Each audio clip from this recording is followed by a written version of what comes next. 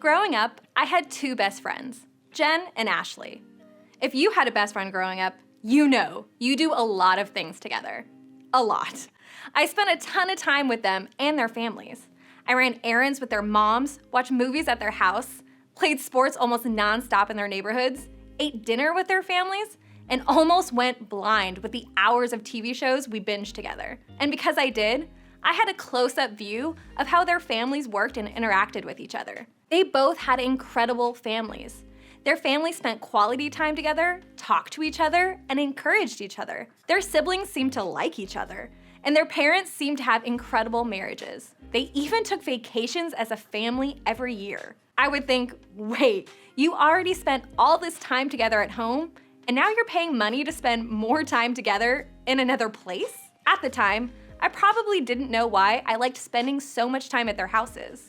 But looking back, I think I know why. I loved being around a family that I thought had it all together. I thought their family was perfect.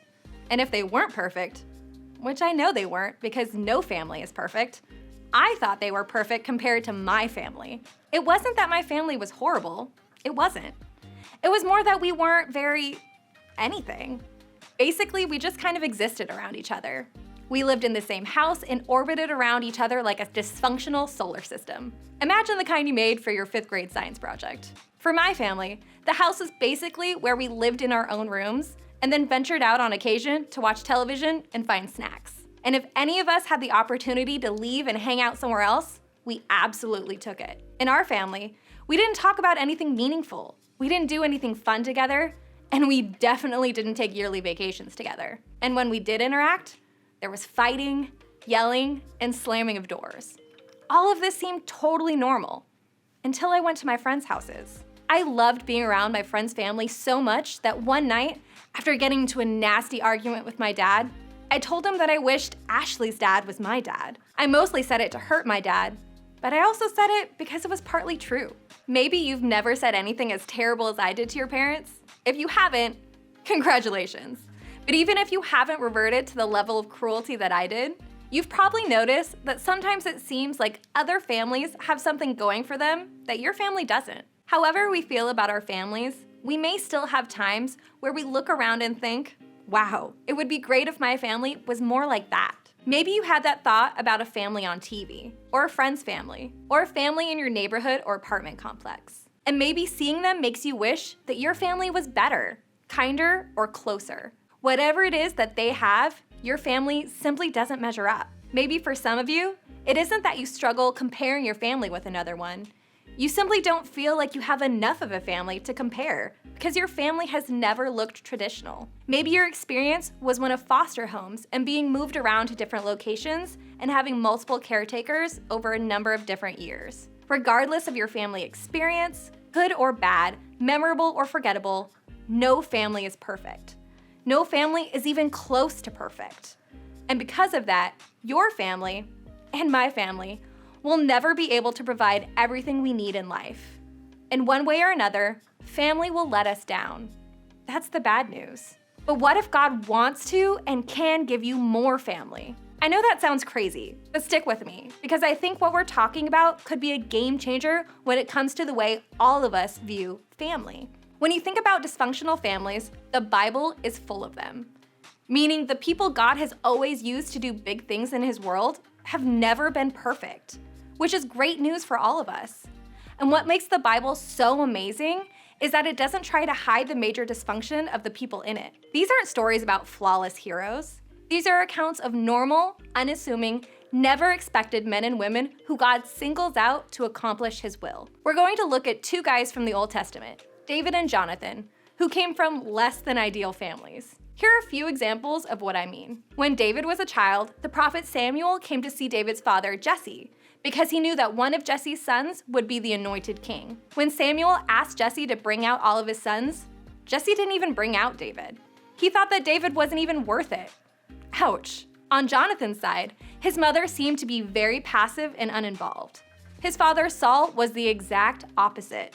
He was overly involved, overly aggressive, and borderline crazy. He was obsessed with power and was so set on defending it and keeping it that he tried to have David, who God had told would be the next king, killed on multiple occasions. Saul was definitely not winning any Father of the Year awards. See what I mean?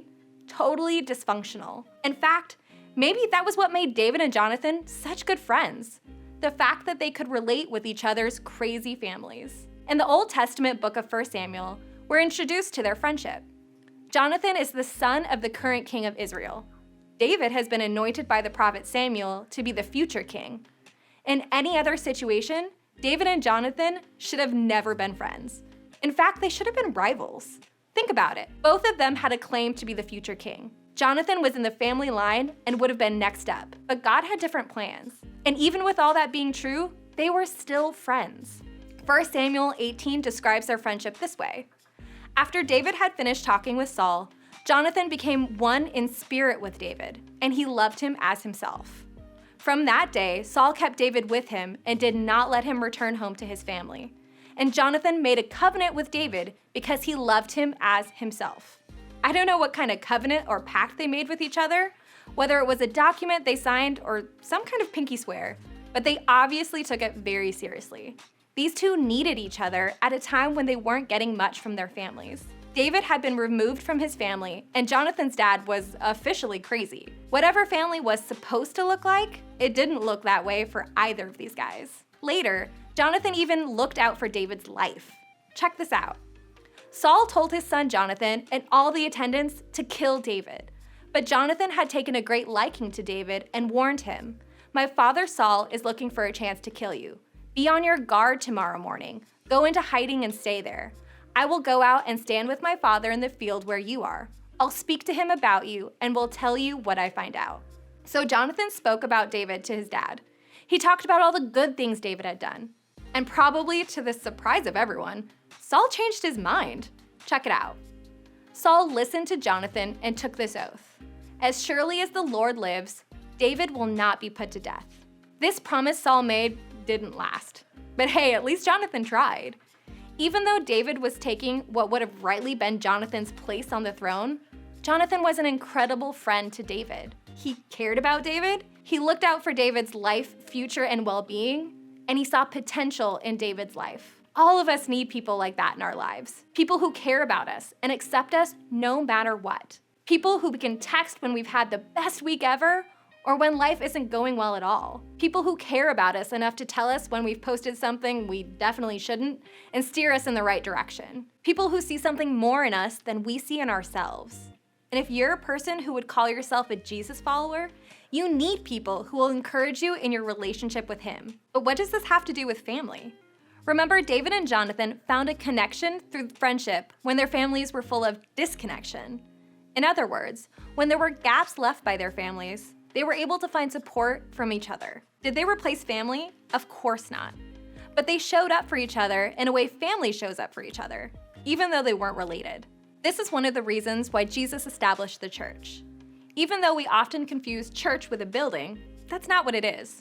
The church has always been a gathering of people first. The church is the family of God, the body of Christ. It's a group of people uniquely connected by a love and commitment to Jesus, the way he lived, the messages he taught, and what his coming back to life means for the world. This body of Christ was created to be there for each other, to love one another, carry each other's burdens, and pray for each other. Jesus established the church because he knew that we need other people in our lives. Whatever your family looks like, you still need another type of family, a family that's larger than our immediate family. Think of it this way. It matters to have more people than your family. The writer of the book of Hebrews in the New Testament says it this way, "And let us consider how we may spur one another on toward love and good deeds, not giving up meeting together, as some are in the habit of doing, but encouraging one another, and all the more as you see the day approaching." We don't meet together as a church just because of habit or routine. We meet because it's essential. We meet for encouragement and support. We meet because we need each other, and we let God and other people fill the potential gaps that have been left by our own families. And here's the secret. When you have those kinds of family of God relationships in your life, it can actually make your relationship with your own family better. They can help you understand each other better and care for each other better. But what does this look like in our lives right now? I think a couple of things. First, Focus on widening your circle. Who are the people you can seek out to be a sort of bonus family? Who are the people who care about you? Who are the people who look out for your best interests? Who are the people who could see potential in you? Who would you love to be a part of your family that goes beyond the people you're related to? It doesn't have to be people your age. Think about someone older than you who you can trust, like a coach or a leader at church. If you can't immediately think of someone who fits in this category, ask God to bring some people to you and keep your eyes open to the people who may already be in your life, or who God may put in your life in the future. It may be someone you wouldn't expect. As you do that, work on being this kind of person for others. Work on caring about people, looking out for their best interests, and seeing the potential in them, being a sort of bonus family for others. And second, talk about it. David and Jonathan made a pact. Sometimes, if we want people to be involved in our lives, we have to ask them.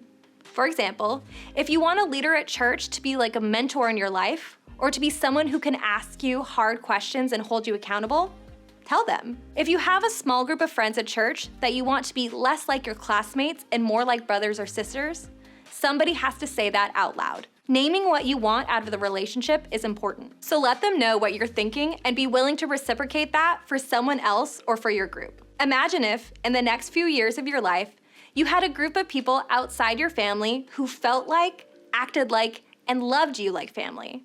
And what if those people actually encouraged you and pushed you to make life in your own home better? Not only would that set you up for a better future, it would make your life more joyful. It matters to have more people than your family.